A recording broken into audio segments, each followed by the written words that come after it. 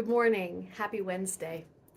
I'd like to take a moment to invite you all to join us for our Blue Christmas service, which will be happening this Saturday, December 7th at 4 p.m. here at the church. During the holidays, it can be really difficult when you are not feeling jolly or happy to cope with the pressure that there is in our society to hold it all together and to put on that mask of happiness when it's not what you're feeling inside.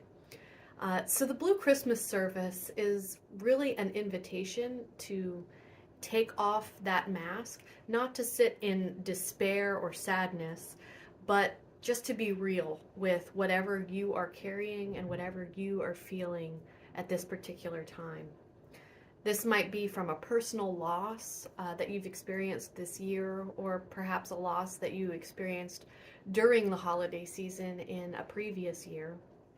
It could also be just grief from sadness over what is happening in the world and in our nation right now.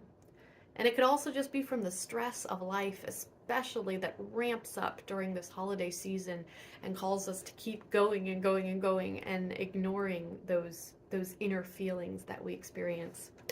I was inspired as I thought about the Blue Christmas service by actually the book we looked at last Lent, A Different Kind of Fast.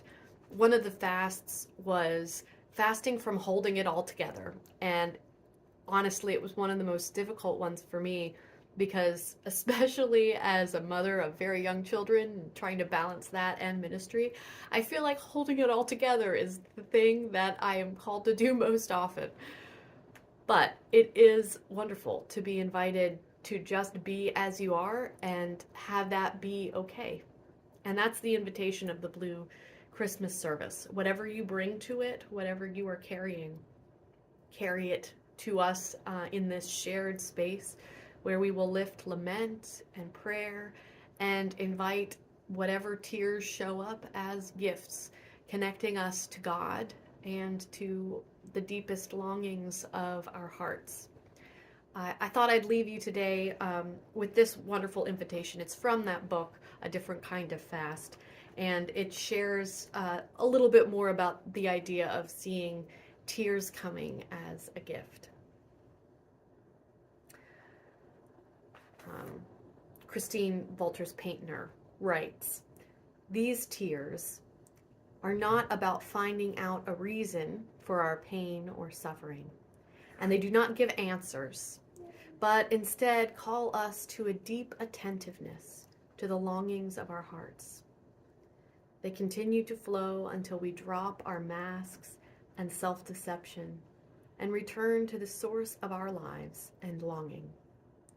They are a sign that we have crossed a threshold into a profound sense of humility. Humility is a practice of remembering that we come from earth, and to earth we will one day return. This sign and this humility help us to hold our griefs and losses with great tenderness and compassion."